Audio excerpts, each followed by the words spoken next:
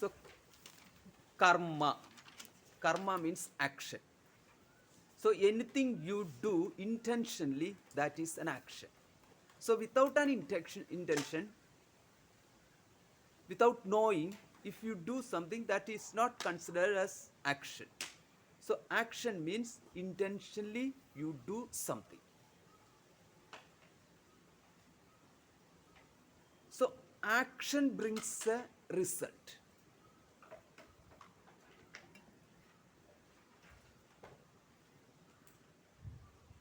So if you go somewhere to reach there, then intentionally you are going. So it's an action. So going is an action. You give something to someone intentionally. There is a purpose behind it. You give something to someone.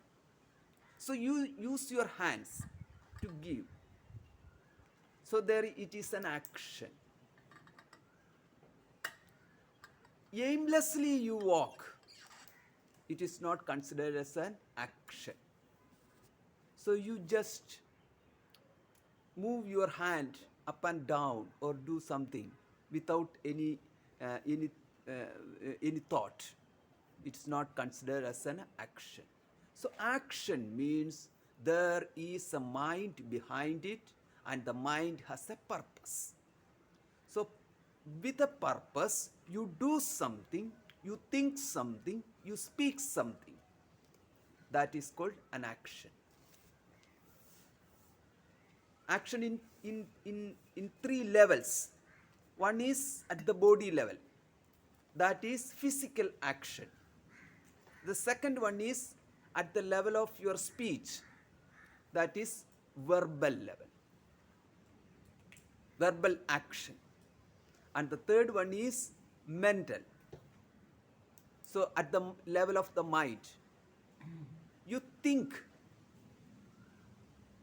that's an action. It brings result. So that's why when you meditate, it brings results, because meditation is a mental action. There is a type of meditation where action or thinking is stopped. That's also an action. So you continues to remind, or you still your mind. Stilling your mind. Stilling your mind means suspend your thinking. Are you able to suspend your thinking? Did you try any time that just stop thinking? It is easy to say, but it is difficult to do. Even not even difficult to do, it is impossible to do. Stop thinking. Stop thinking. You continues to think about the word stop thinking, or how to stop thinking. So the moment we wake up till we go to sleep, our mind continuously functioning, continuously thinking. It is working hard. Our mind working hard for who? For me, for the person who has the mind. So our mind continuously working for us to guide you, to make you happy, to distinguish what is right and what is wrong, to make you get things. In fact, the mind it's working like a slave for us, continuously, never stops. And sometimes you want the mind to stop. You say, my mind works in such a way that it becomes a nuisance. That's why I'm tired of thinking. I don't want this mind. You start hate your own mind. I have such a bad mind. Sometimes you want to think in a nice way, but the mind brings the other way. So you say it's my mind is bad, my mind is not good. All nasty thoughts are coming in my mind. All bad thoughts are coming in my mind. You blame your mind. But even if you blame, mind continues to think, mind continues to bring thoughts for you to enjoy. So mind is nothing but bringing thoughts for you to enjoy. Mind does not want you to cry because of thinking something. Mind wants that thoughts, you have to give an attention to that particular thought, so that if that thought shows something, the object of your thought or the issue of the thought brings a problem for you. So that is shown by your mind. So suppose there is a person who keeps nagging you, continuously harassing you. Then your mind always thinking of that person. Do you think that the thinking of that person is a nuisance, or the mind bringing that person's thought again and again to show you that there is a problem outside in the form of that person? Which is correct? Is your mind is bothering you, or the mind bringing and showing a problem to you that there is a person outside in this world continuously giving trouble to you?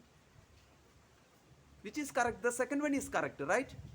Therefore, mind is trying to help you, trying to show you something which needs your attention, so that you can solve a problem or find a solution, even seeking some help from others. So mind is asking you to solve your problem so that you can be happy. So look at that mind, how nice it is, how good is our mind. Every time mind brings a problem means mind wants a solution so that you can be happy. Mind does not find a solution. Mind thinks that, mind sees that a problem is there to harass you, to nag you, to destroy you, to make you suffer. So that is why mind is a best tool given by God for us to solve the issues. So how do we use our mind? That's the question. Without knowing exactly the power of mind, we try to avoid certain thoughts. We are afraid of thinking that parts. We do not know how to train our mind. So Buddhist monks usually teach us how to train our mind. And yoga teachers teach us how to train our mind. And also good teachers always teach their students how to train their mind. That's why they teach us how to study our portions in school times. So that's how it is trained. How to sing, it's a training is given. Even how to eat food. So the culture is trained. Culture is given to the mind. So if there is no mind, where is the culture? The culture is given to the mind. How to behave, how to talk, how to eat, how to walk, how to smile. Smile without showing your teeth, or talk without opening your mouth completely. These kinds of certain behavior patterns are given, are taught to train your mind. Children were taught all those things, and after that, elders teach their children also. So it's a continuous process.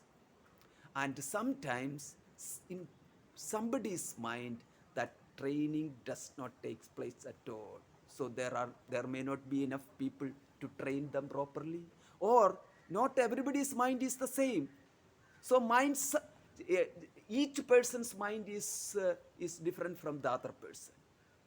So each person's thought is style of thoughts, the quality of the thought, or the content of the thought. It's always is differ. It is not the same. So how do we train our mind? How we can use our mind for a good purpose? How to find our a real aim? So mind continuously bringing something, asking us to go after it, so that we think that going after what mind brings is good for me. So going after what brings mind is our continuous life. This is what we do in our life. A thought comes, we go after it. Another thought comes, we shift our focus from the previous one to the next one. So we go after one after another, whatever the mind brings to us. Here, we do not know what will be the final need, final want, what should I have? What is the ultimate goal I should have? Having money?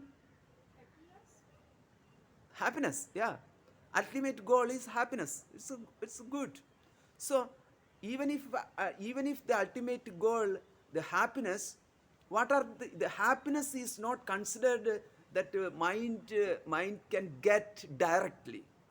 So a mind uses something else for getting happiness. Happiness is considered as a result of getting something, consuming something, eating something, or in relation with someone.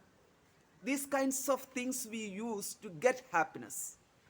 So ultimately, mind wants happiness, but mind is not happy with the happiness sometimes. That's also there. You may say that, oh, continuously I enjoyed, that's okay, but I wasted my time. So sometimes even though the music you like that music and you continuously listening, after some time you feel that it's not good to spend all my time for this music, for this happiness. I have to use my time positively. So that means happiness. Do you like happiness? But are you ready to spend again one more hour for this happiness? Means for through the music, happiness through the music? No, you are not ready. You get up of the player and take your text for study or work. You have a heavy load of work and you start working, because when you work you get money. Listen music, you are happy. You work, you get money. Which one you prefer right now? You know that if you don't work you won't get money, and without money music will not make you happy, because you need money for your sustenance, for your expenditure. So music is an addition if you have money. And you need a house. Without a house, are you happy with the music? If you have a house, then the music is an addition, makes you happy. So possess, if you possess something, that makes you happy. If you own something, that makes you happy. If you have wealth, that makes you happy. If you have people, that makes you happy. So here it shows that if I have something, I am happy. If I lack something, I am unhappy. So the happiness is in relation with something I have. Sometimes if I have something that makes me unhappy also. I rented a house, that's a broken house, means all the water when rain comes gets inside the house, then I am not happy. So having something does not make you happy. Having something which makes you happy means it should bring it should not make you something that you lack some.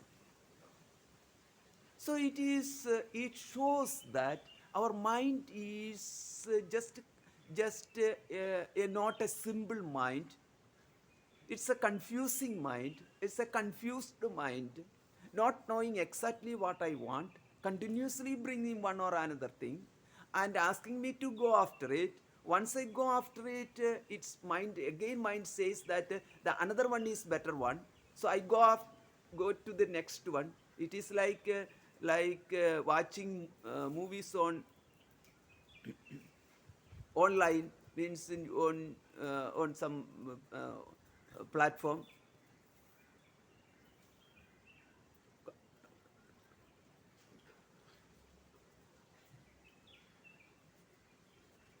and these kinds of and that way. See, you see you start watching one movie on YouTube, and then after 5 minutes or 10 minutes, you move to another movie. If you are not happy with that, you think that other one will make you happy, then it continuously goes on. It shows that our mind is continuously seeking something. That's the point. Our mind continuously seeking something. Our mind is not ready to stick on something. Our mind is not ready to settle on something. Our mind is a tool which is given to you to find happiness. Now, previously we said the action. Now we say it is mind. Then combined together, an action of the mind is meant for bringing you happiness. And the words is again, use it as an action that brings or that is meant for bringing you happiness, or physical action that is intended to bring you happiness. So at this three level, physical level, verbal level, and mind level, any action is for bringing you happiness.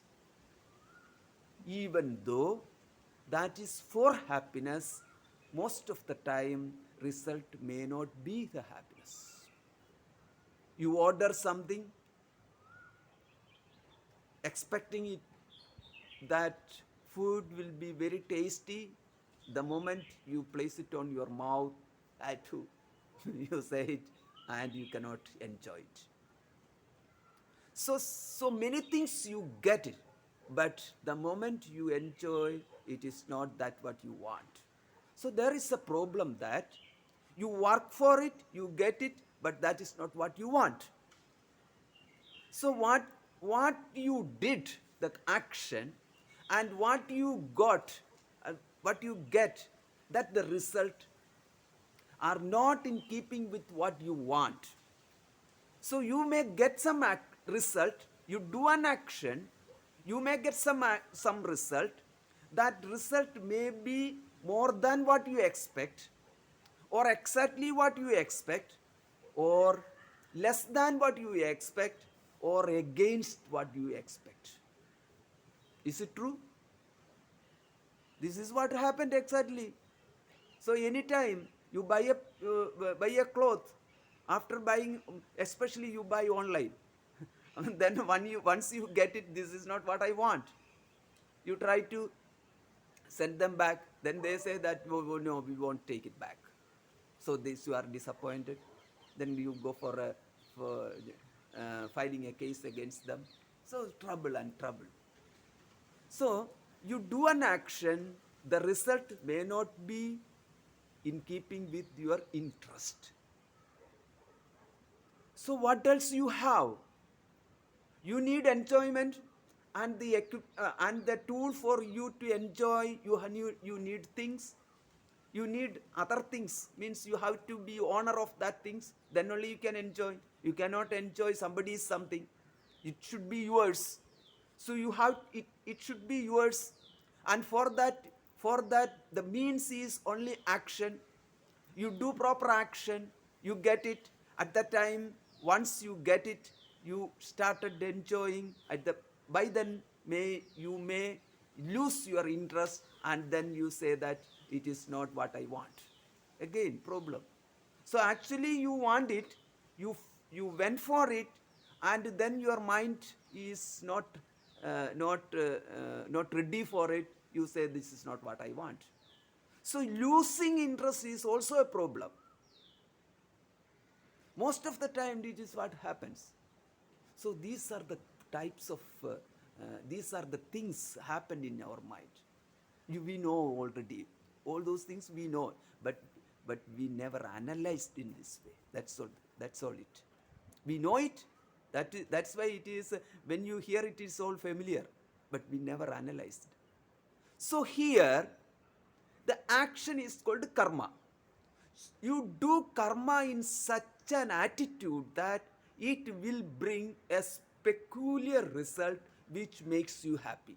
Whatever the result, but the action will make you happy. So previously you have an action and the result comes. That result may be in keeping with your likes, or keeping with your expectation. You are happy with that, or sometimes it is not, it is against your expectation, you are unhappy with that. So this is what just action does. But when you do action with a different attitude, already you are happy. The happiness is given to you as a bonus. You get the bonus first, happiness, and then you get the result. And the result may bring you the respected result or negative result. If negative result, already you have happiness as bonus. So happiness remains there and you get the result which is useless. But even then you have happiness with you. And if the result brings you exactly the way you want it, then already you have happiness, and the result brings you double happiness. Such thing is called karma yoga. So which one is better, karma or karma yoga? Karma yoga means action with a proper attitude. Karma means just action. Which one is better?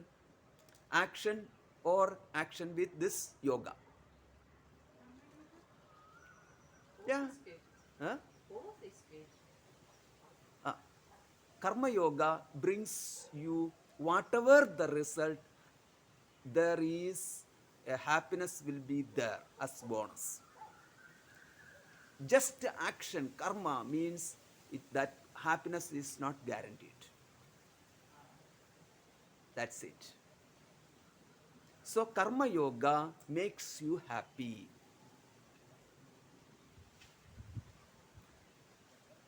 So whatever the result, along with your expectation or against your expectation, or less than your expectation or more than your expectation, this is the way result comes. So you get all this result plus happiness. That happiness is brought by karma yoga. So then what is this karma yoga? How do I know this karma yoga? Is this a special action other than my proper action? So everyone is doing proper action. Proper action means you work for money, you work for your food, you do many things. All those things put together call it action. So do you think that karma yoga is a special action, totally different from normal actions? So if this is normal action, then karma yoga might be some special action, or The intention maybe is different. some abnormal action. It's not abnormal action. It is not a special action also. It is an attitude only. You whatever you do, that is action with a different attitude. That is called karma yoga. Yoga attitude. So yoga attitude means, what is that yoga attitude? You bring you bring one extra entity in between you and your action in your mind. So usually what you have you have a desire to get something. That's your aim. That's simple aim. So and then you plan it. How to do it? First, what will be my first step? Second step, you have a good plan for your action. How many days I need, how many hours I need, how much money I have to spend, all this you plan, and then you do it. And once you did, you have to wait for the result to come. You don't expect the result to happen immediately. So that result may come right then, or next day, or 1 month after, or maybe next year. It is like you deposit some good amount, you know, expecting that 5% deposit interest you will get uh, every year. I think it is still there, right? In your place, did you get interest for deposit? No, but in India we get it. 7%, 7% or 6.57. Sometimes it is up to 8% per year. So you put one no, 1 million rupees. Rupees. Means monthly you get a good amount for your survival. Monthly interest, or if you don't want to get it monthly, it can be cumulative interest. So at the end of the year you get a good amount for it, maybe some 90,000 rupees or something like that, or 70,000 rupees. Yeah, correct, 70,000 rupees per year you get it for 10 lakh. 10 lakh means 1 million in India. But it is not there in your place, right? So Yeah. you have No, but like you have like you have the money in the bank, like a savings, you get interest on it, right? Not anymore. yeah, I heard that it is not any. Negative interest. It was Sorry, there. yo. It was there. Yeah. It's moved to India. She was here. She's running away. Yeah, there it is. There she is. See. There she is. Really? You don't get interest on your savings? Sorry, I'm distracted. Ah, okay. It is not there. But what was that? Uh, uh, so our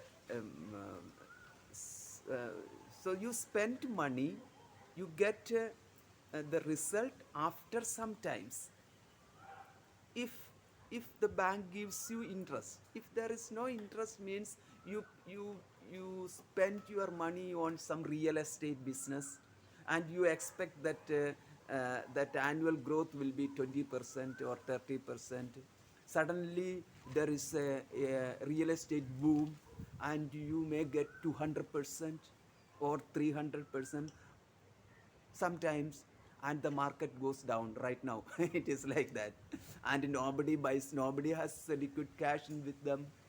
And now you even though you expected normal 10 20% or 30% growth, but you see that the value of your investment goes down 30% or 50%, and then you say, I am broke. So these things are happen. This is how life is. So if a person says that nothing bad happened to my life, means he is not living in this world right now. He is a divine entity called Deva. A divine entity is called Deva. Deva means illumined one, shining one. Deva means shining one. That's the word meaning. So he is up above, somewhere in heaven.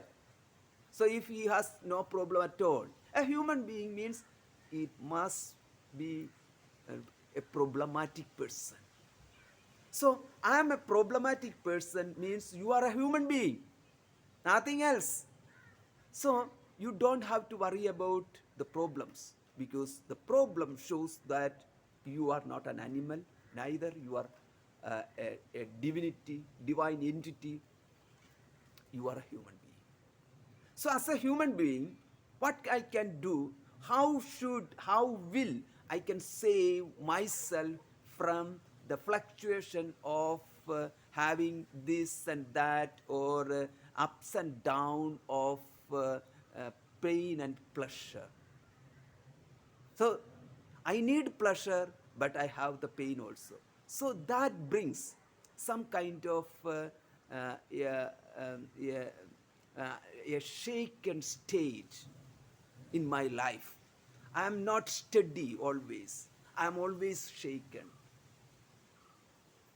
So here we say that bring a third entity between you and your action, that is God. So bring God there. So who is then God? God, yesterday we already saw that you should be a devotee for practicing karma yoga. Basically, you accept God. Who is God?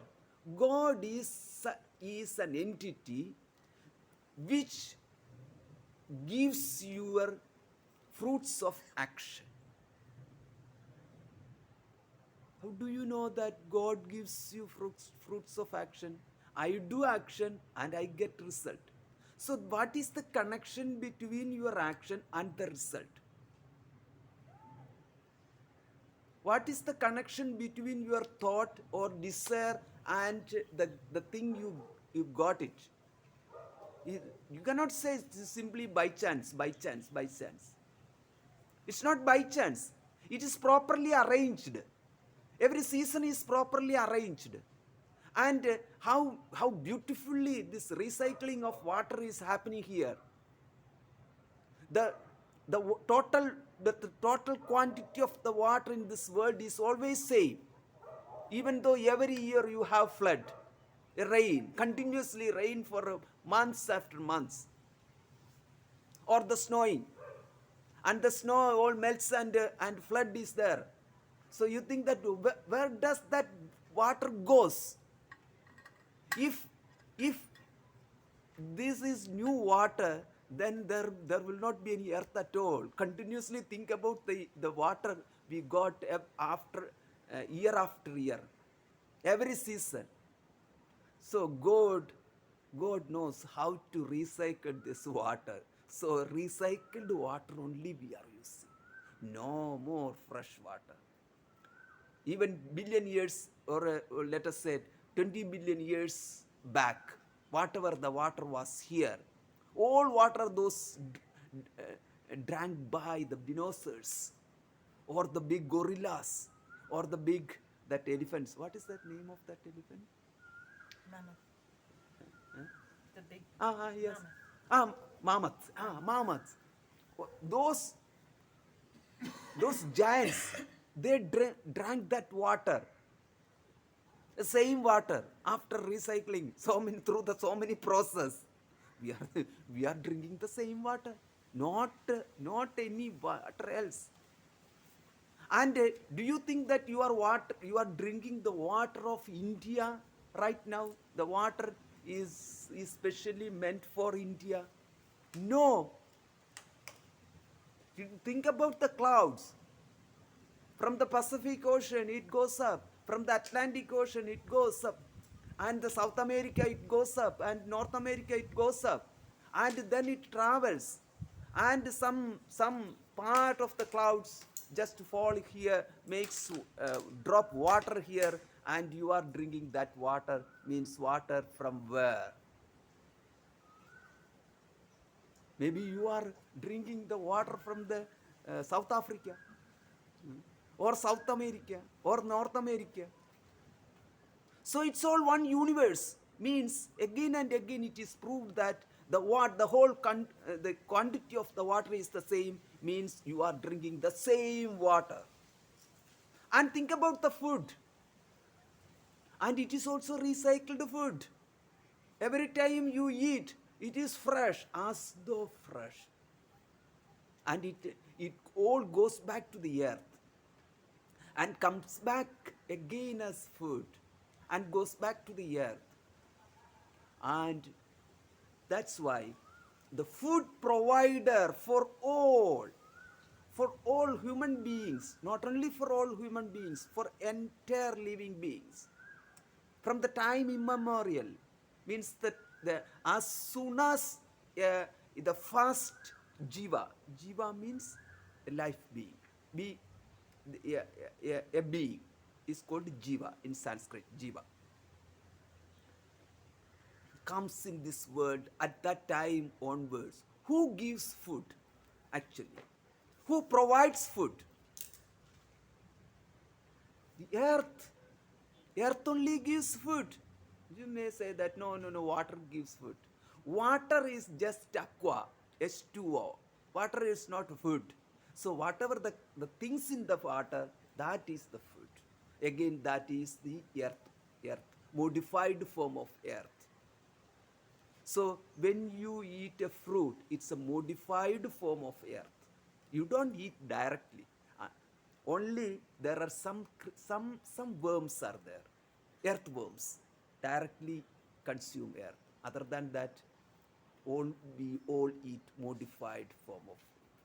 And we grown in such a way that we don't even recognize that fact. We don't even accept that fact. We totally depend upon earth. That's why the one who gives food for everyone, can you consider that is equal to our mother? That's why called Mother Earth. Mother Earth provides food for all time. And for the future generation also. We don't give food. We don't even generate food. We can just transform from one to another. We don't create anything. Actually, we never created anything. We say that I constructed this house or I constructed this. What we did, we collected something and then we put together that thing. It's all putting together. It's not something that we created. Only we have what was created by God. And then we are using it. Now think about our position. Actually, we are consumers. The moment we came into being, we start consuming. We are consumers. And we continue to be consumers till we go from this world. So then who is that provider? Earth is provider. Water is provider. And we continuously or we completely depends on air for our survival. It's not India's air or America's air. Air is one universal air. The air from there goes to here and from here goes to there. It travels. It does not have any inhibition anywhere. It's all one air. And we depend on that air. So think about that. fire is same, air is same, water is same, earth is same, then what remains? What else is there? What else is there? The space. Right? The space. We occupy some space. That's our right. Who gives space to you? Space to everyone. No. Whoever owns this space, especially none of the jiva, none of the living being owns this space, because they are invited to be here, and they are allowed to be here, and they are asked to go out from here. So we are all like that. We are all guests of God. Think about that. This earth, and the earth is a house, and we are invited to be here. And then whatever we like, we can take it, we can consume it, we can possess it. And by the time we go, the owner asks us to leave everything here and say bye bye and go. That includes our body. It's not allowed to take your body with you.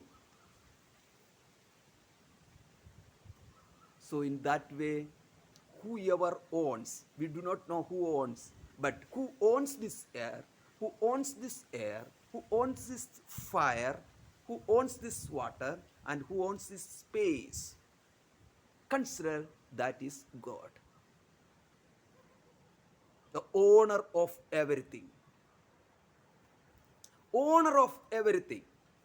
And if he is the owner of everything, and he continuously providing everything to us, that means he is a responsible person or entity, not an irresponsible person. So if he allows us to be here, he provides also. So provider, I find God as a provider. When God is a provider, then I take water freely, I take air freely, I occupy space freely, I place myself on this earth freely.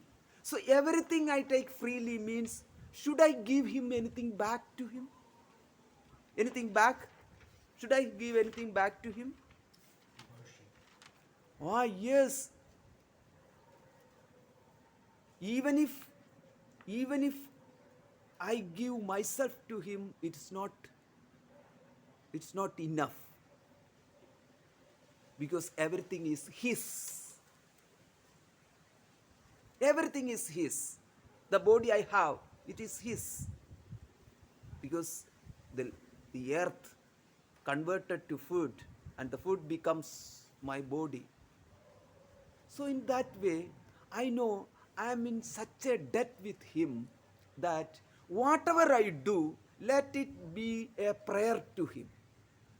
Instead of finding some new prayer, let me have this thought that whatever I do, let it be a prayer to him, or let that be dedicated to him. Is it possible to think like that after knowing all this? Is it possible? That's nothing more. Just an attitude. Attitude is that he gives everything to me. So if I do something, let the result goes to him as a thanksgiving. And the good thing is that he never takes anything from you, because he does not need it. So if you give money to someone, he takes it because he has use for that money.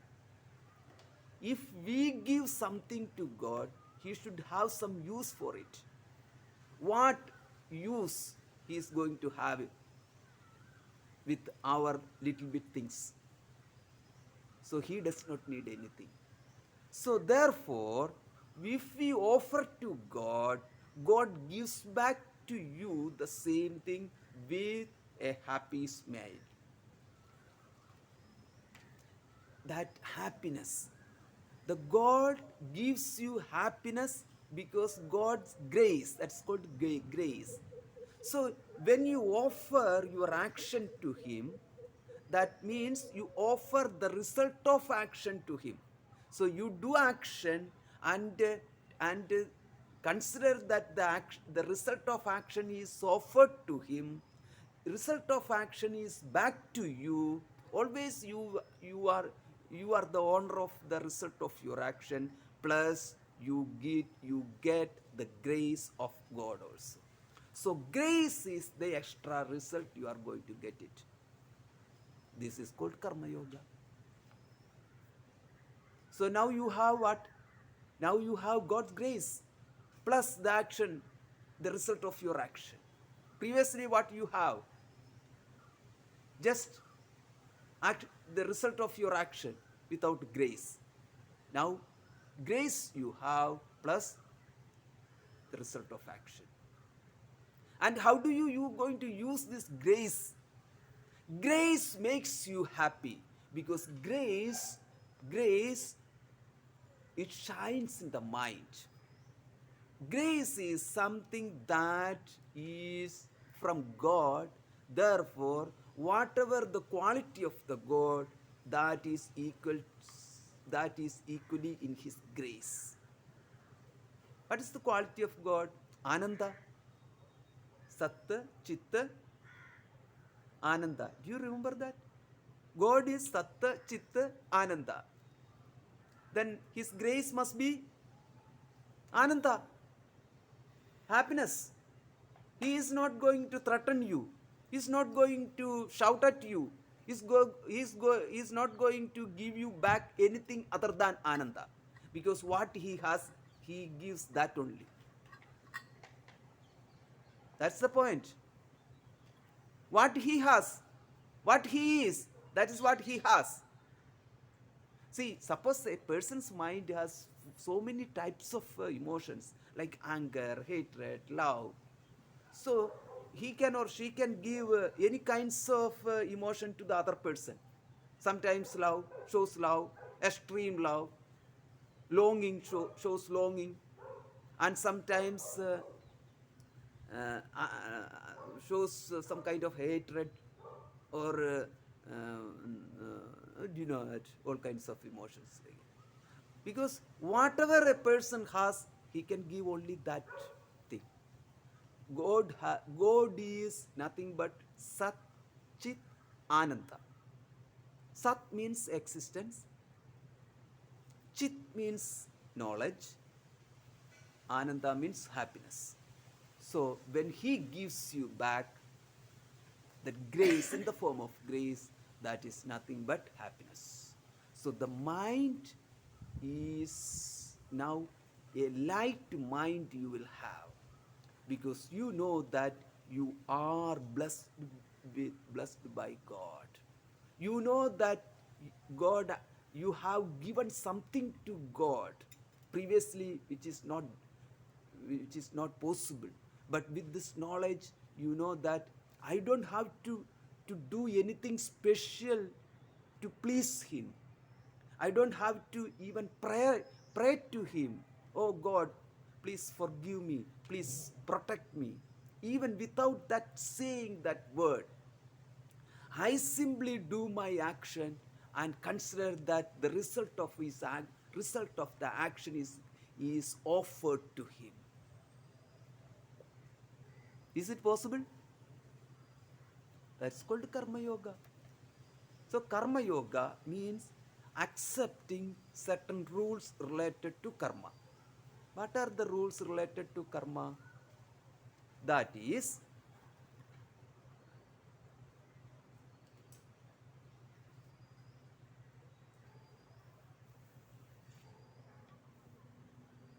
you have a right to do. Yes, means as a doer, you have right to do. Only human being is a doer, not any other living beings.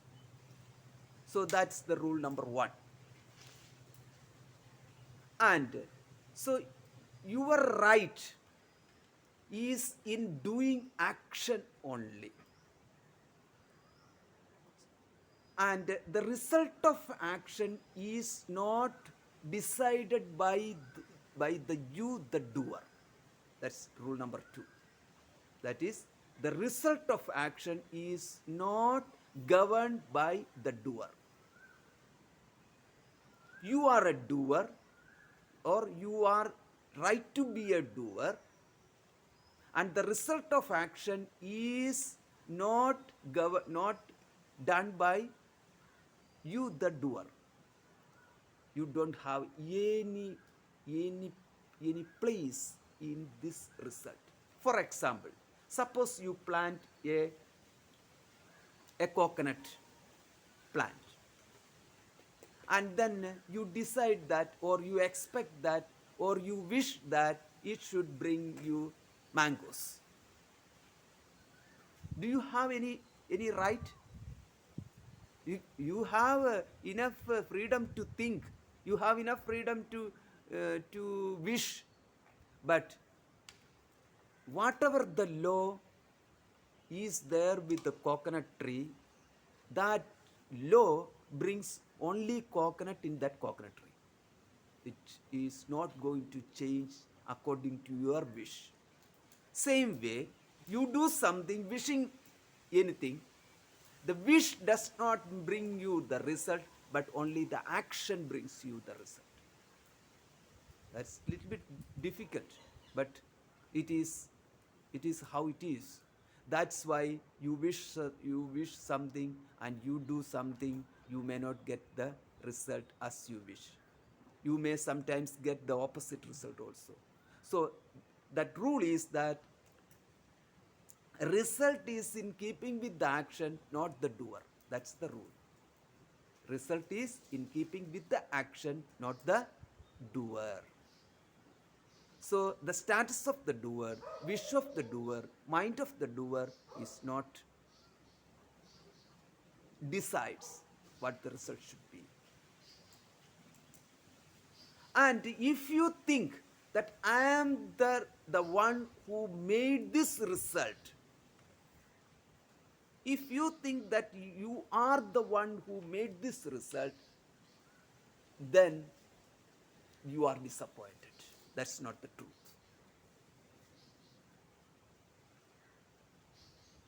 That's called ownership. Ownership, simple ownership. If you plant something, then you say that I planted all this. It's my the fruit of my effort. Then what you do exactly, or what you did exactly? You just thrown some seeds, and the seeds grow, and the plants are there. The plants are according with the nature's rule. Water is there, it takes water and grow. So you are just there to place some seeds there. Even if you don't place seeds, wherever the seeds and the earth and the water are all available there, plant grows. But you own, you say that I did it. That's the unwanted thought we have. I did it. I did it. The I is in quote is a big I. I said it. I did it. I saw it. I heard it. Big I. That I is the problem. That's the I. Actually, that I is a nobody. That I came here as a nobody, picked up so many things from the world. What are the things available here? just grabbed here and there and all placed in one's own bag and pockets and everything. It's mine, mine, mine. Then mine comes. Mine, mine, mine, mine, mine. I and mine, I and mine, I and mine. This is how a person goes. Actually, what? And then God says that, oh, okay, you played enough. Come on.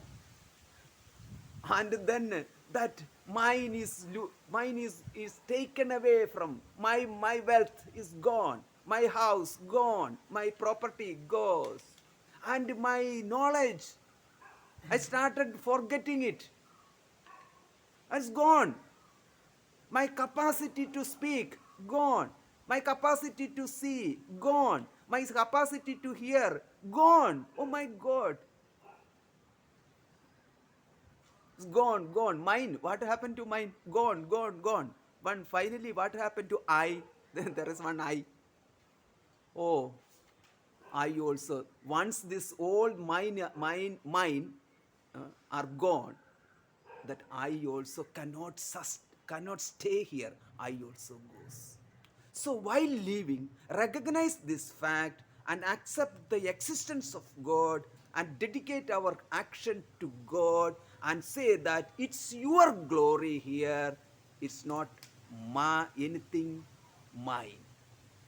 That attitude is called Karma Yoga. Clear? Good? Okay. Thank you.